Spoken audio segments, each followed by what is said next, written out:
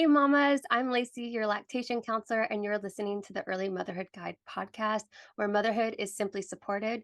Today, I have the opportunity to talk to Erin. Why don't you introduce yourself? Hi, everyone. My name is Erin Harris. I'm a certified lactation educator, and I am a mom of two. Awesome. So, I would love to hear about your breastfeeding journey with your two kids. And was it all the same?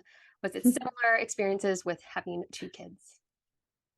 No, the short answer, very, very different experiences. And, I was listening to your episode. I forget her name, but the jewelry episode, and she was talking about her first was so easy going.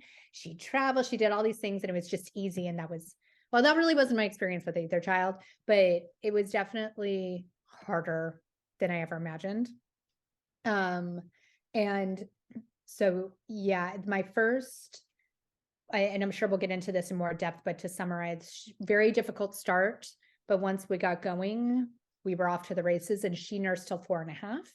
And my son, we had a good start. He latched fine, but then was like, I'm done in 4 months and preferred the bottle. And that was it. So I became a pumping mom with supplementing. And so very, very different experiences. She nursed longer than, like, she was continued nursing beyond when I even was nursing him. Oh, wow. That's awesome, though, that you're able to go so long. So, what made you to even decide to breastfeed? And did you do anything to prepare beforehand?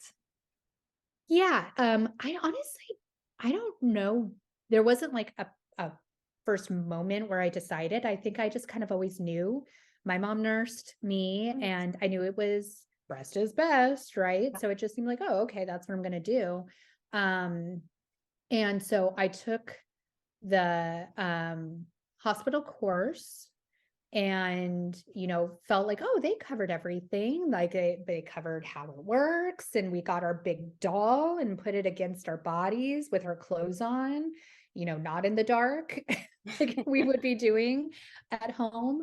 And I even then, because I'm a very studious person, I also took a course in my doula, out of my doula's office. So I was like, I'm good, you Yeah. know um and another thing, like, kind of went down the natural path of information, and just kind of saw that the more interventions there are, the harder it may be, or the more complications there might be at the beginning of breastfeeding. So that led me to try hypno babies. Yeah. And I had a non-medicated vaginal birth. Everything hypothetically set me up, so it should have been magically easy. And of course, it wasn't. So, what challenges did you face with your first and second? So with Avery, my first, after I think it was 19 hours of labor, she came out, and that magical hour of trying to be together. And our doula was still there. It was about 9 in the morning. And I'm very large chested. Of course, none of this part was talked about in either class. Large chested and smaller nipples, that, especially after birth, were pretty flat. Yeah. And I had a really difficult time latching her. And pretty quickly, our doula looked at Scott, my husband, and said, you need to go to Target and get a nipple shield, something I'd never heard of in any of my courses in education. So he ran after being with me up for the whole night, got a nipple shield, and then we started trying to latch. Of course, it was painful. Pretty quickly, by the time I got home, I was cracked and bleeding. And it was just painful. She was very sleepy.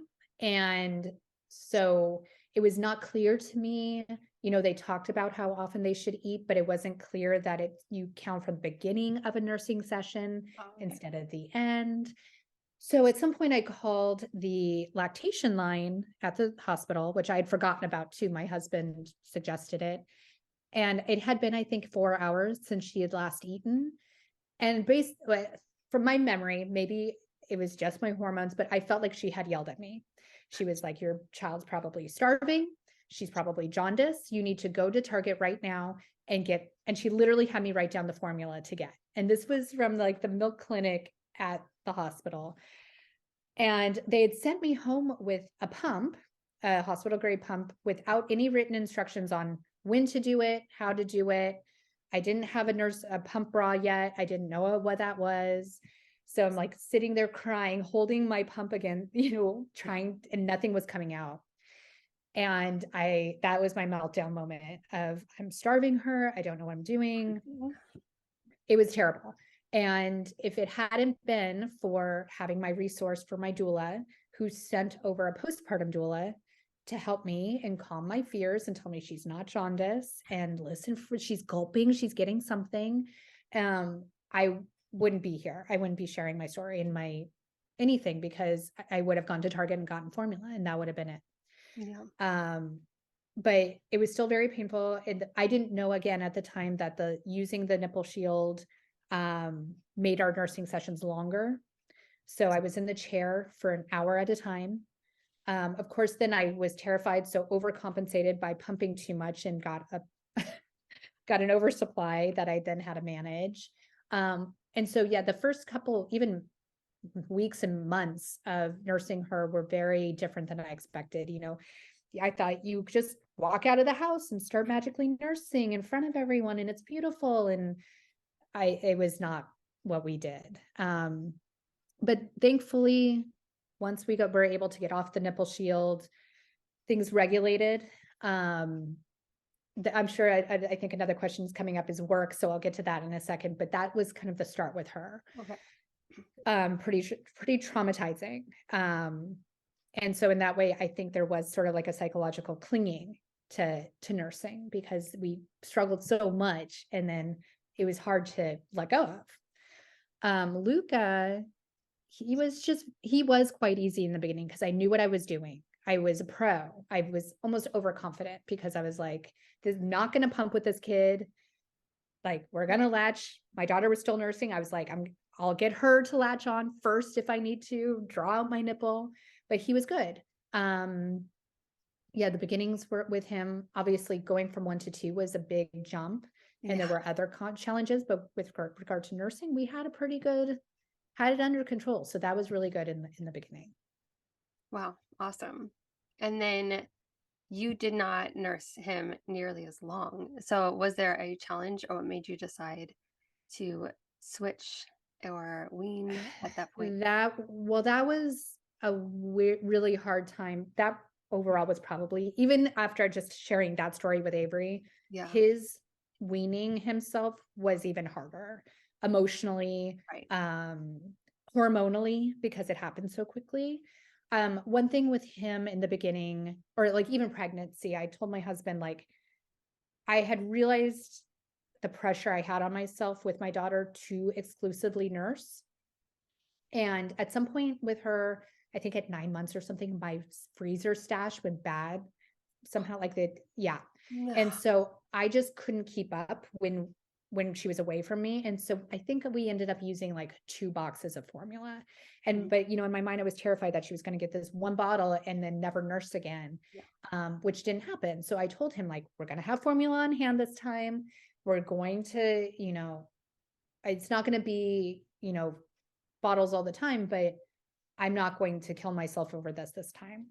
And I think 2 things happened with him. One, I think the bottle was easier.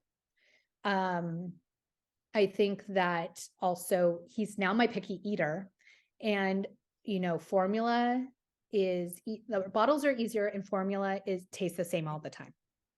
I think I figured out later that I had eaten Indian food, and he rejected my milk at that. Like, he rejected from me. He rejected it from the bottle too. So I think he just was like, and he's still this way. It's like, if he doesn't like something, he's out. And he was done with me.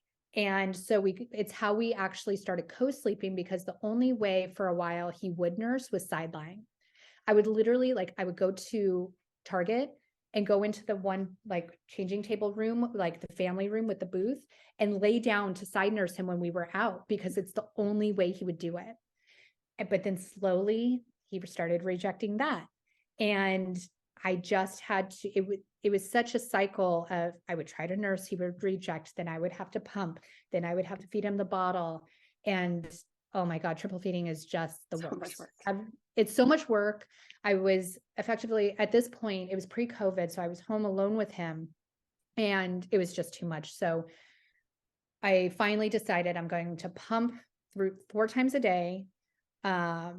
He still did night nurse, sideline until he was 7 months. So that was helpful, but it was the hardest thing to give up because with my daughter, milk was everything. Like the connection was everything. And it was her way and my way of connecting and loving her. And so it did feel emotionally like he was rejecting me. And I had to figure out really, really quickly how to parent without nursing because I had never done it before. So that was a huge learning lesson. And I hope, those of you who are in that when my friends would tell me like, oh yeah, they just didn't want to nurse anymore. I didn't understand. I thought they were lying. Like, you can just say if you didn't want to do it anymore, that's fine. Because I never had that experience. And so it gave me a lot of compassion and understanding that really every nursing session, every child is different. Yeah. And their preferences are different too. Isn't that interesting? Because yeah, both my boys weaned themselves. Like they're just like, I'm not going near this ever again. And Yeah, it's and I yeah, don't it's think it's hard. necessarily a boy thing because there No. are extended nursing Yeah. boys, right? But it is hard. Was it similar for you? Like, was it kind of a quick, abrupt thing, or was it kind of gradual?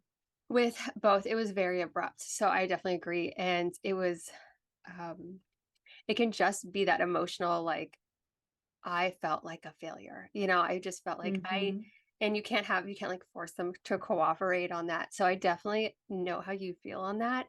And to just have them be like, I'm not like, I tried then doing it at night. Everything. I tried laying down when they were sleepy. I tried everything. And yeah, my first, he was just done. Like, it's just like, I'm not like, he looked at me like, what are you trying to do? And then my second, he would just bite and scream. Oh And my it goodness. was so hard. So I totally, totally understand how that would feel. But I'm also amazed how far you went on both to overcome those challenges. Because I can imagine most people could not, especially if you have the lactation consultant saying, like the Yeah. guilt that they put on. And some of them are very abrupt and they're just very like, Yeah. um, they have this opinion and this is how it is. And yeah, I mean, did she see that if your baby was losing weight at that point? Like, at Yeah. what point was Nothing. she Right. suggesting, like, oh, you've lost more than 10%. Now you need a supplement? Like, to just go off of you're starving your child, you need to go get Yeah. like formula. She has jaundice. Like, that's a lot of assuming and a lot of Yeah. guilt to be put on you at like very newly postpartum. I cannot imagine. Yeah. So my milk wasn't even fully in yet. So I think that was day 3. I'd just gotten home. Oh, I kind of jokingly say that my kids are extremely strong-willed and stubborn, and I have no idea where they got that from. No idea. But I think I'm just, I set my mind to something and I go for it, and it's hard to deviate from that. And that's why he was especially difficult because we were butting heads, and I've had to since learn, like he's 3.5 now, and I have to parent him differently because I'm not, I don't want our entire relationship being butting heads and yeah. our wills, and that's what at the beginning of our life, his life was it was the same with sleep. You'd just be like, I do not want to sleep. And I would have, people telling me or, reading, like with the nursing strike, like, oh, it's just a nursing strike. Just wait him out. Babies won't go hungry. I'm sorry, my kid would have. He would have never eaten again if I didn't give him a bottle because he was done. Um, and anytime I pushed, it made it harder. And it's amazing to me how children's personalities can come out that young. Yeah. But it did. And in hindsight, I can recognize it that it was him establishing in our relationship so early of like, I'm going to do what I want to do. Yeah. And I don't want to do this. Yeah. So, It's and really, she was the same. She was the same, just opposite. She was going to do what she wanted to do, but what she wanted to do was keep nursing. Yeah. And what made you decide to nurse beyond a year with her?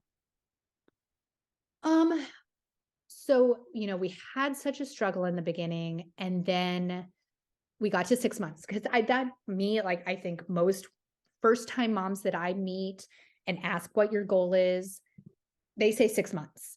And 6 months is such a long time, right? Like your first goal, Yeah.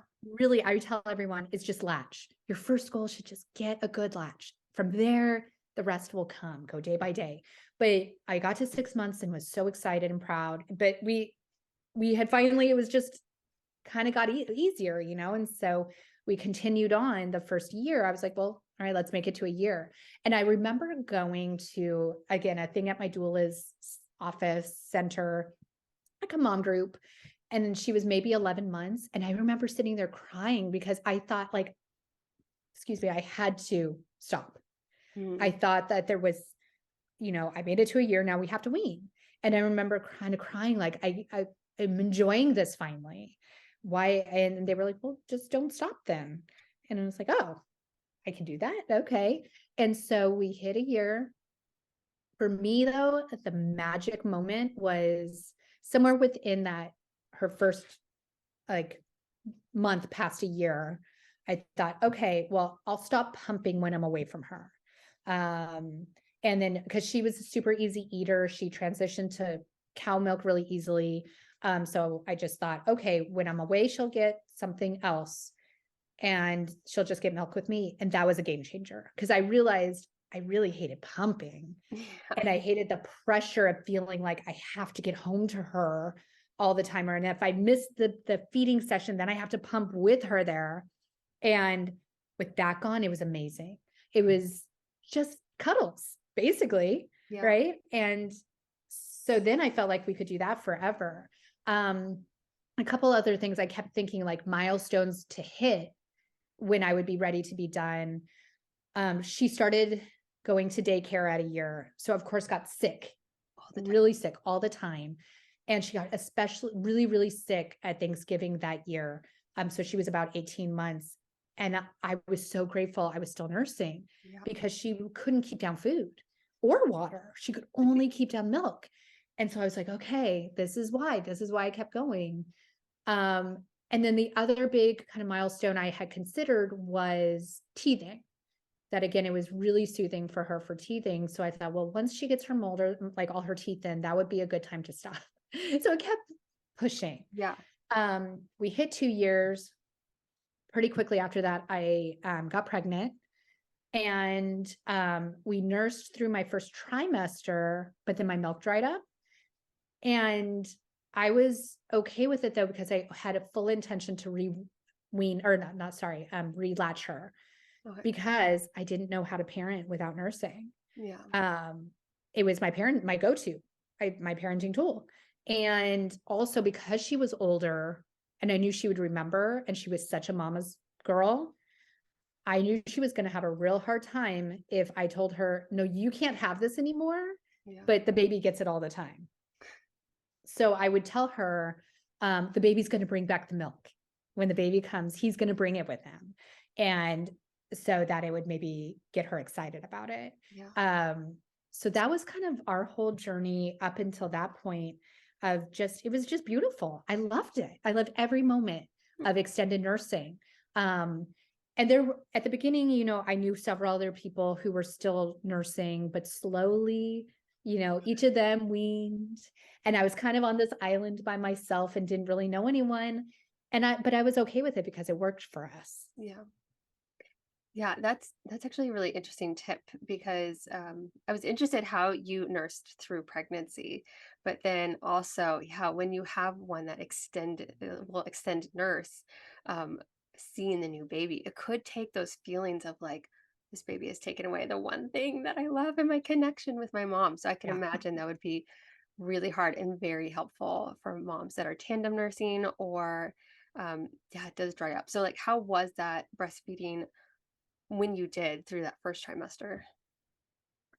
I didn't have any problems with it. I know a lot of women can get very sore nipples. Yeah. There's even a lot of feelings of like that, not wanting to do it themselves. I didn't have any of that. It was just pretty simple. My second pregnancy was a lot easier. I was very nauseous with my daughter through the whole first trimester, and I wasn't with my son. So that was helpful. I think I was also just used to being exhausted. So the tiredness didn't bother me as much.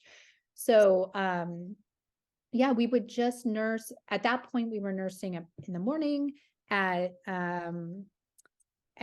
nap time when she was home, and bedtime. And if she got hurt or was sick, we would nurse more, but it was very, very manageable. And because she could talk to me, she would tell me like one of my breasts dried up first. And so she said like, oh no, milk's coming out of this side. And so the other side, she did that for a while until it was dry. And I think I honestly, for my sanity, I was not mentally ready to like grieve the process. So it was my full denial that we were done by saying she was going to nurse again. So we had a few months there where we weren't nursing, and it was kind of an interesting experience in that I got to like leave the house and go to work and not worry about my physical body being connected to her in any way. And I was like, is this what it's like for dads? You just leave? And so it was exciting because I had this glimpse of what the future may be like in parenting. But I also knew those months were a big struggle with her in terms of her behavior. She was 2.5, and I didn't have my superpower anymore. And so trying to figure out how to navigate parenting without it was a struggle. Yeah. It's a pretty awesome tool to have Mm-hmm. to soothe, and when they're sick too. That's always like my fear when I'm done nursing. I'm like, what happens when they're sick? Because Yeah, totally. it's pretty amazing. What do you think your favorite part of breastfeeding is? Oh, um, just those quiet moments, Yeah. the quiet moments together where we can just be. And I've realized since that a big part of it for me was I'm introverted, not in the shy sense, but I need to decompress. I need quiet time. And she was she's still a loud kid. And so our nursing was our quiet time. It was our way to just come back to each other and have that moment. And I really loved that. But I also like I just called it a superpower. I loved that it fixed anything. Yeah. It was the fixer for all things, and no one else had that tool. And so it felt powerful, Yeah. and special. And so that's really what I loved. I don't know if this is your next question. What I didn't love I wasn't even, yeah, sure. was, that constant tie, the constant pressure to be the superpower, the person in their life that they want was very challenging and exhausting. That first year, it honestly is the hardest, because it is 24/7, your body constantly having to regulate is a challenge. So that was the struggle. And again, the beautiful thing about extended nursing to me, because that part was gone. Yeah. Yeah, that is amazing. It's like after a year, there's challenges, but again, like there's some awesome, awesome parts to it too, Mm-hmm. um, Yeah. a bit more freedom. But what did Avery, your oldest, did she self-wean as well, or did you choose to wean her? Okay. So weaning for her was interesting. So when he weaned, that was let me think here for a second. He was 4 months, so maybe September 2019. And so we kept going, and we haven't even talked about COVID yet. So when COVID hit, I was back to work for 8 weeks. My pre-COVID life was I was a college instructor. And so I was back to work for about 8 weeks, and everything shut down, and we were at home with a 3-year-old and a 9-month-old. I was pumping 4 times for him, nursing her 3 times, and they had 3 naps that did not overlap. So it was a lot. And, life changed quickly. But when that semester ended, I decided to quit because I knew our daycare was on campus. I knew it wasn't going to be open again. And I knew college was still going to be online. And I was like, I can't do this again. So I became unexpectedly a stay-at-home mom. Never, ever, ever had dreamed of doing that. It was not part of the plan. And so for about 6 months from the COVID starting, I was pumping and nursing her. But when he hit a year, I slowly started to wean from the pump. And when that finally happened, there was a huge dip in my supply. And at that point for her, she was 4.5. And she had dropped her nap. So we were really down to morning and night. Mhm. And she was getting it I was literally timing it. It was like 3 minutes, just that quick connection and be done.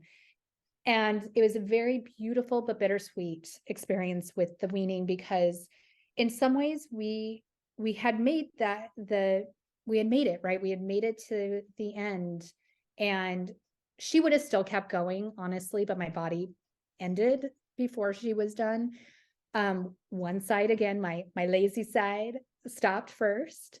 And so we just, at that point, she was so big too that we were mostly lying. It wasn't side lying, but she would lay and straddle me Mhm. and just cuddle and, nurse from my left side.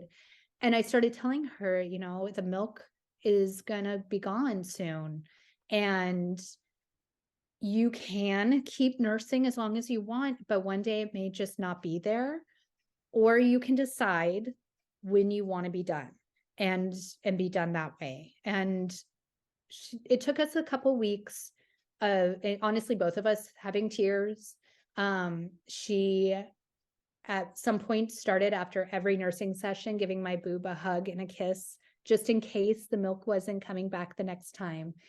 But one day she said, like, okay, I'm ready, I'm done. And she ended and she was smiling and happy. And I fully expected her to want it the next day, but she was done. And so then my big feelings had happened, and my grief, I was not prepared for that, of how just life-changing that, I didn't know how to be a mom without it. And I knew that was the end, because we were done having kids. So that was very, very intense. And she still eventually, like, occasionally would ask for it, but I was just like, no, we're not opening that book again, So it was a process, a very, very, very slow process. And that's the thing with extended nursing and weaning, is when you are child-led weaning, it's so slow and gradual. And sometimes it can happen and you don't even realize it if you're not paying attention. Yeah. And I sort of wish, going back to, again, listening to your episode on the jewelry, I didn't know about that. I didn't know that was a thing. I totally would have done that. Oh, yeah. But I didn't have anything saved. So, it is what it is. But yeah, so while abrupt, how everything about their journeys was different. So his was so abrupt and Yeah. hers was very, very, very slow. Yeah.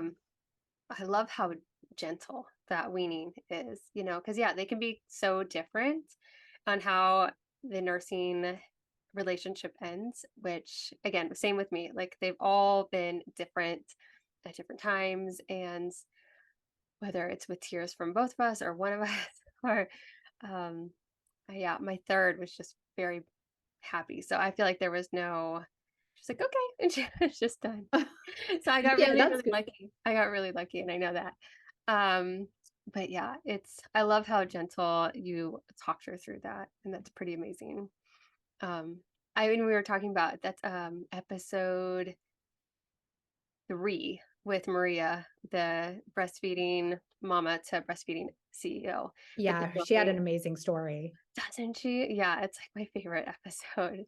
Uh, I was so excited. But yeah, I want to like order more jewelry from her because all of her pieces are so beautiful, and to like have that, Mm. amazing experience. So, um but yeah, so looking back on your experience, what advice would you give another mama on their own breastfeeding journey?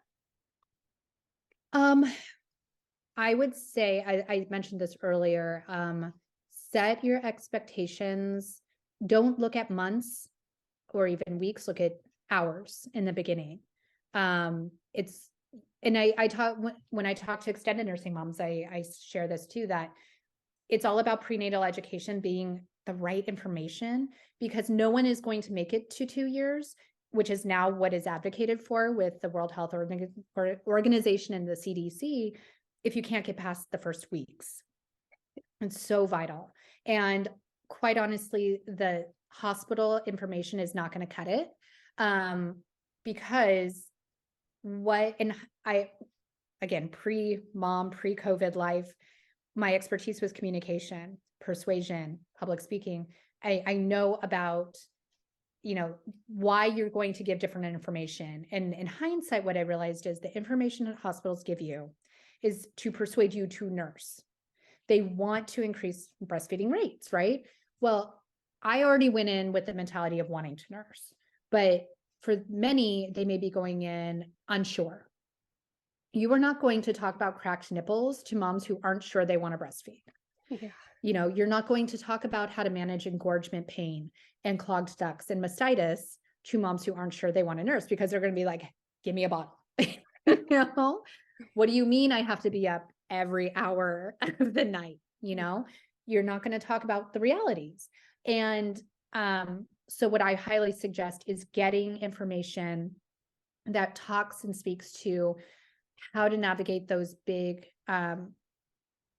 universal, like these are not uncommon things. Engorgement, it happens as soon as your milk comes in, and you should know how to handle that. And so getting that information is really, really key.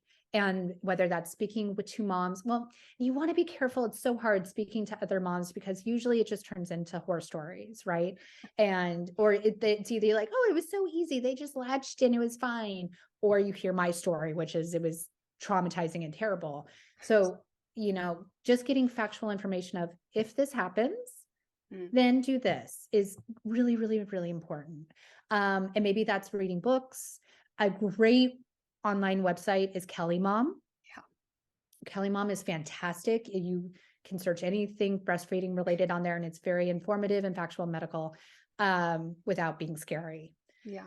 So that's my biggest suggestion is doing that. And then I'll stop there. That's a good enough suggestion. I could keep going on, but that's the biggest one. But yeah, that's very true. It can be so overwhelming in the beginning because a lot of people share their horror stories, Mm. and you just kind of assume that it's just this awful, especially like with your birth as well, right? When you're about to give Yes, birth and breastfeed, everyone's like, this is all awful, and you're in for it, and it's so overwhelming. And so, but it seems like you found a really good community and support throughout the whole process. I did. And even actually with my second, it was nice to, my hospital between my two kids had started in person, like weekly, and actually it was multiple times a week. We could go and meet up with other moms. There was a lactation consultant there with a scale, and that was really, really good, because I was home by myself with him, and that was not good for me, and so it gave me somewhere to go. So hopefully now that we're moving further and further away from COVID, you could inquire in your hospital if they are starting to do that again, because unfortunately that did stop when COVID hit. And so having in-person meetups with moms was everything for me. And even Yeah. though our experiences were different, just being in it with someone else was really helpful. Yeah, I bet. Um, and so what part of your nursing journey, is that what inspired you to become a lactation counselor, or Oh yeah. inspired you to become? Again, I feel like out of my grief of not knowing what to do with myself now that this had ended, um, I had so much information, I had so much knowledge Yeah. and experience, and I just didn't know how to not share that with others. Um, and then also because it was, still COVID, I wasn't working. I needed the mental stimulation for myself. And so going, and I found an online Saturday morning course through a Cal State University, um, to become a lactation educator. And I had actually been considering it for quite some time. And this was a blessing of COVID, that I had assumed I was going to have to wait till they were much older because I did not want to be on call. Yeah. And so, um, the fact that I could do virtual consults now with people was really, really appealing.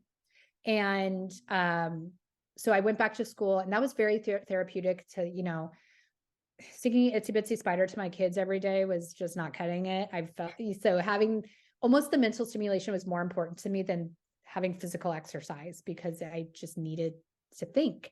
Um, and so when I started my business, Nursing Mamas, it really was focused on prenatal information, which, by the way, I do have a prenatal course too, if we want to tag that for anyone who is pregnant.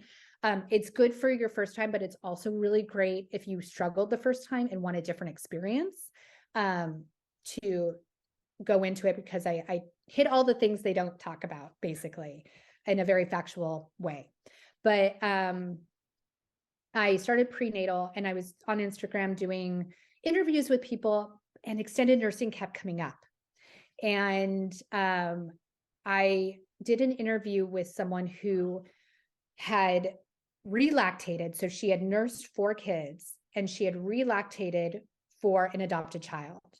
And so that was the topic of it. But what it really came down to, that we discovered, because I was like, why did you do this? And she literally said, I don't know how to parent without it. And that resonated so much with me, because she had been nursing basically for on and off for 20 years. And she had extended nursed, and she just didn't know how to parent without it. And I was like, there's something here. And I started interviewing extended nursing moms, like, just not in the pot necessarily for live interviews, but just investigating. Yeah. What are the pain points? What are the struggles? What do we love? And so many of the pain points were universal: feeling isolated, not having support, not knowing how to stop. Because quite honestly, there's an assumption that a lot of nursing moms that go past 1 and 2 love it and do it because they love it. And sometimes we don't. It's burnout and touch out is real. Yeah. And really not knowing how to get this tantruming toddler to accept that you don't want to share your body anymore is really tough.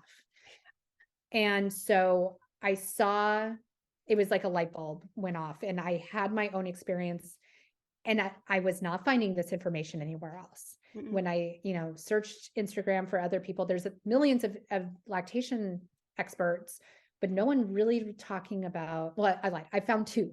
I found 2 other people specifically talking about extended nursing. And I just felt like that was my calling. And also I didn't share this part yet. I really don't like newborns. I don't like baby, like my husband and I both agree, like, the first year is the worst. I know there are people who love being pregnant and love babies. I'm all about You're here. it. Yeah. No. Oh my God. I was dreading being pregnant again. And I was an only child and knew I wanted a sibling for my daughter. Mhm. So I did it again. I kept telling my husband, you get to do it next time, because it was just not fun for me. And toddlers are stubborn, and yeah, they have tantrums, but oh my God, they can talk to you. And they fight hard, but they love freaking hard too. And like, a toddler hug, is there anything better than a toddler hug, or as a wet kiss telling them me saying I love you is the best. And so I love toddlers. It gets me to, I'm incorporating a lot of my baby life, because my degrees and my expertise was in health and family communication. So now I focus on toddler mom breastfeeding communication, and it's so fun, and I love it so much. Yeah, and I love that you do focus on extended breastfeeding because it's not out there. Like I've No. searched, I breastfed my last until she was 3, and there was just nothing out there. Like we were having some latch issues at like almost 3, and I was like, "What is going on?" Like we've had a latch so well, like for so long, and I would search and search, and I would ask breastfeeding Facebook groups and nothing. Like everyone's like, I don't know. And there's just you're very alone in that process. Yeah. Like you don't really have a whole lot of people that have extended nursed, right? And then Yeah. there's not a lot of answers or research on that. So it, Right. it's Well, needed. and what's interesting right now with this cohort of toddler moms, these are the moms who gave birth in COVID. Yeah. And so this is a very different experience. I'll share quickly my going back to work experience with my daughter, because it's been a blessing and a curse again with COVID, because I think we have a lot more toddler nursing moms right now because so many moms could stay home. And so they made it through the first year because they didn't have to leave their child as much as those of us who had babies pre-COVID. I had to decide. I had June babies, both their birthdays are 3 days apart. That was not planned, but it is what it is. And so they were summer babies. I had the summer off for work because of school being off. And with her, I was called an adjunct instructor. And so I basically didn't have any benefits. And I could at the time either go back to work at 9 weeks or go back at 9 months, basically, and not get paid for, for 9 months. And that wasn't really possible. There was no extra money coming in from like postpartum care or anything. So I went back at 9 weeks. So at 8 weeks, I had just gotten off the nipple shield and things had just regulated and gotten normal. And then I had to go back to work, and I was working part-time, but I was working at two different campuses, two different colleges. And I was like, it was either pumping or I'd raced to, at one point I was like going between schools. And so I would stop and nurse her. And then, so I wouldn't have to pump and then go to the next school. But I went back to my office one day before the summer start or the fall semester started, not thinking about nursing at all. I realized my office had glass windows. And it was not, it was a shared office with multiple people with glass windows. And I did not know where there was a pump room. Turns out there was no pump room on my campus. And I didn't know where to go. And so I just went back to, it was like 90 degrees outside, and I just went and pumped in my car because I didn't know where else to go. When I came back, I had a male chair of my department, male chair of my, like dean of my, whatever it's called, dean of my department. And they were both extremely supportive. They were like, here's this closet and it doesn't lock from the inside, but don't worry. Other moms do this. Only one person, like a water guide, walked in on her once. Don't worry about it. I'm like, oh my God. It was a supply room. And so I would have to crawl under the desk to plug in my pump and move things off this one table that was there. It was just the worst. I spent over a year and managed to get 2 pump rooms on campus. Good for you. It was like still one of my greatest achievements, because then it was there and ready for me for those 8 weeks I was pumping at work before COVID had stopped. I had this beautiful room to go to, but I also didn't realize I needed pump breaks. And so my schedule, I had a 3-hour class, and an hour and a half class bumped back to each other, and quickly realized, well, that's not going to work. So just had to lock the door and tell my students, like, sorry, your class is going to start 10 minutes late every day so I could get a nursing session. So I would say if you are, whether you have a young child, you're pregnant, or an older child, and you are having to transition away from work from home to go back, really ask questions ahead of time. Ask, where can I nurse? If they don't have something set up, you can, like, legally they need something set up. Yeah. Doesn't have to be permanent, but if you have any questions, reach out to either of us. We can both, have the legal side of it. We have information on that. But it's a totally different world now.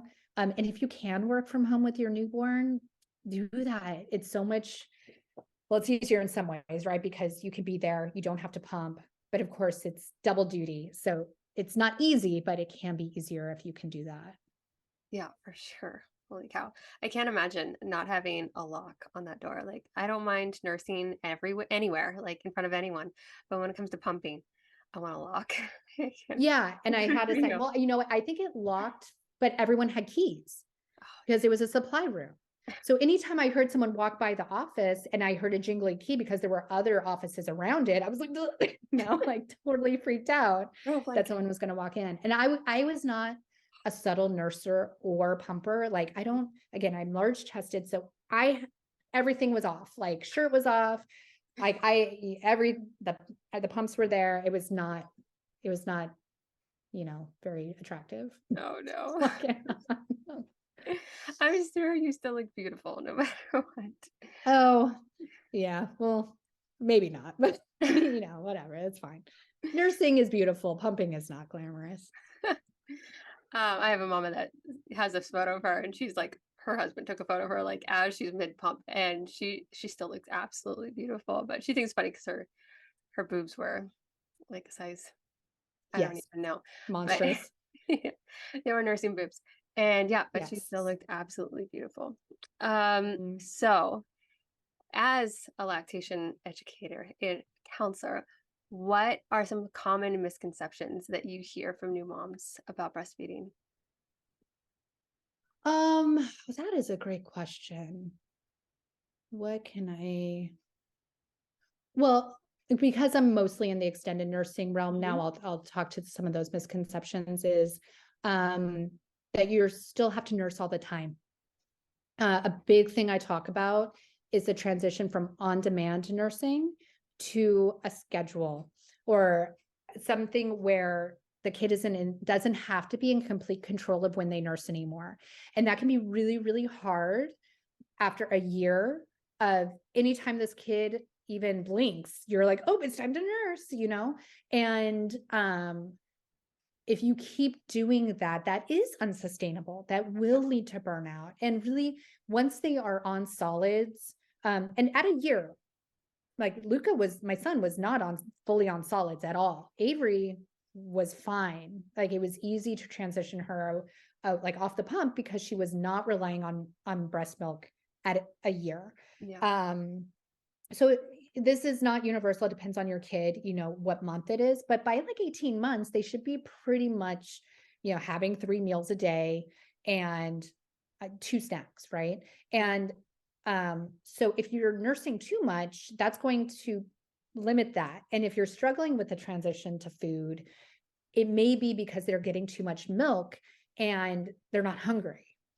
And so transitioning to a schedule Yeah. for a toddler is absolutely fine and in some ways necessary to keep it going for years if Yeah. that's what you want to do. Yeah. And setting those boundaries. I love that. Yes, boundary setting and it practicing boundary setting here, it's the rest of parenting, right? That all parenting is setting boundaries and enforcing boundaries with your child. And the tricky part is doing it in a way that's loving, Hmm. right? Because I think our generation, I Right. thought about this a lot recently, actually, because I read something somewhere about our generation is the change generation of, um, you know, having the kind, firm, not yelling Mhm. type of parenting, which is really hard for us, I think, because our parents yelled probably, right? But think about our parents. Our parents were spanked probably. The majority of that generation, spanking was normal. Yeah. Think about how hard it is for us not to yell. Think about then how hard it was for our parents not to spank. Yeah. And I'm sure some of us still were a little bit, but it does not come to mind to me to spank my children, but Right. it's because I was not spanked. Hopefully our children, it'll be easier for them not to yell because we're trying so hard to not do that. Um, Having loving, kind boundaries is so foreign to some of us because we were not raised that way. And so something I do share and talk about is how to do that and Yeah. how to say no. And it's okay to say no to your toddler if they are tantruming to get milk. And actually giving into the tantrum can reinforce that behavior with the toddler. Yeah. So having a schedule can be really, really helpful for them because their poor life, they're told what to do all the time. They're told no all the time, and they don't understand the concept of time. Yeah. They don't understand what later means or what 5 o'clock means. They know when breakfast is Yeah. and when bedtime is. And so allowing them to know when they can nurse can be actually really, really good for them to have that in their mind, Yeah. instead of just saying not now. Yeah. Yeah. Which I feel like a lot of us have been Oh, I guilty. 100% said it. I'm not, I'm not Yeah. saying that didn't come out of my mouth, but if you don't have any other tools to know what to do For instead, sure. I think that's another big one with a misconception about extended nursing moms is, um, like I said, we want to do it, but we just don't have any other tools. Yeah. If it is our sole parenting tool, we don't know what to do instead. Hmm. And so that's something else I talk a lot about is what you can do to fulfill the need of connection for your toddler that isn't nursing. Yeah. Because if that's the only thing but you both know what to do, they don't really want the milk. They want you. Yeah. And that's the only way they know how to ask for you. So learning other ways is really, really good too. Yeah. And you do a workshop for this, right? Yes, I do a workshop. It's called the Extended Breastfeeding Workshop. It's 3 days, but it's recorded, and I do it every 6 weeks or so. We have a private Facebook group. So I'm really trying to build a community. Like you said, you don't have the Facebook group that has the extended nursing moms in it. Well, now you can. You can come here. And if you have a question, reach out or just commiserate or share your wins. And I talk about boundaries. We talk about what not to say to your nursing toddler that may actually cause more upset. And we talk about the emotional, something I created, again, after talking to so many moms, the emotional cycle of the breastfeeding mom, specifically the extended nursing mom, because sometimes it's the best and we love it and we don't want to let it go. And sometimes in the same day, it can be the worst and we want to be done. And we're so sick and tired of having someone on our body. Yeah. And so navigating that emotional cycle to get out of it and stay in the loving part instead of the burnout part For is sure. important. Yeah. And I've been to that workshop. I think it's absolutely awesome and much Oh, needed. okay. So, last thing is, where is the craziest place you had to breastfeed in? Which I've The already heard the closet craziest. on pumping. So it seems like you've had to pump some crazy places as well. Yeah, yeah, the closet was the worst place for sure. My most beautiful, my favorite moment was on a beach in Hawaii. I was not much, I was pretty private nurser, but she was also very distracted nurser. So I didn't have the luxury, like if I tried nursing out and about, it just meant my boob was out all the time. So we didn't do that a lot.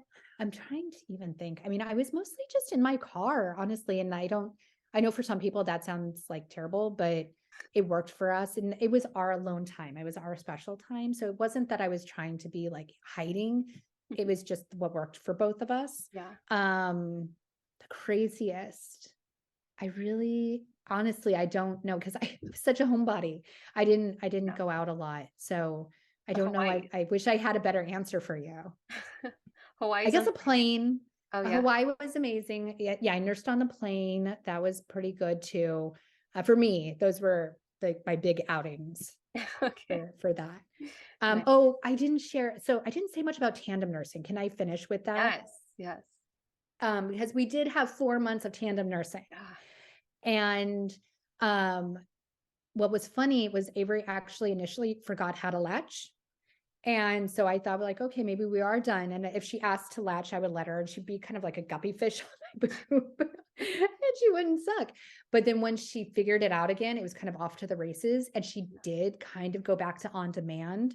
She saw the baby doing it and she wanted it. And that was really unsustainable. So that's when boundary setting came in for us. And I was just one day was like, 3 days, 3 times a day, that's when you get it. And then that worked really well. Yeah. But there was one moment where Scott, my husband, was like, I'm going to take a quick shower. And Luca was young. He was within the first couple months. And of course, as soon as he went into the shower, they both started melting down. I had pasta on the stove. The timer was beeping. I just sat down on the floor with both boobs out and latched both of them. And it was silent. And I just leaned against the fridge and thought to myself, like, this is the moment. This is why I did this. This is why I relatched her. And like Scott came running back out, like, I'm here, because he could hear, they were screaming so loud, like he could hear them from the shower. And I was like, we're good. And that was the only time actually I asked him to take a picture of me. I don't have a lot of pictures. In hindsight, I kind of wish I Yeah. do had more. I have selfies, but I did not take glamour shots. I didn't do any of that. So I don't have a lot to share with people. But that was one memory. I was like, I want to remember this. I want, like, this is my triumphant moment. So Yeah. I do have that picture to look back Oh, on. that's awesome. It's like, take a picture and finish the pasta, please. Oh, and I do have a crazy moment, a crazy nursing experience. I was nursing during an earthquake.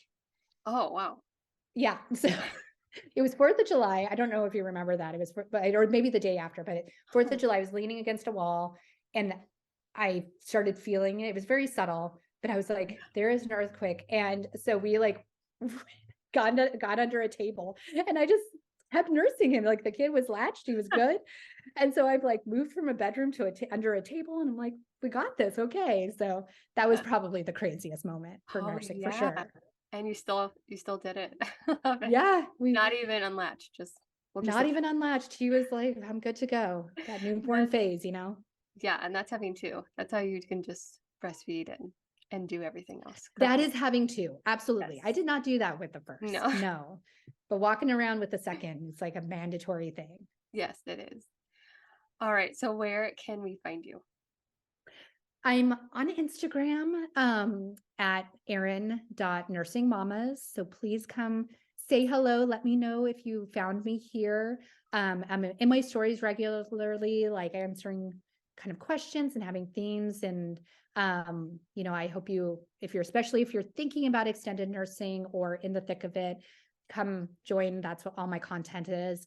And if you want the workshop, you'll put the link, right? I'll have But all you can that. also, that'll be in the show notes, and you can also DM me and I can get you a link for that at any time. Awesome. Well, thank you so much for joining us. I was really looking forward to this.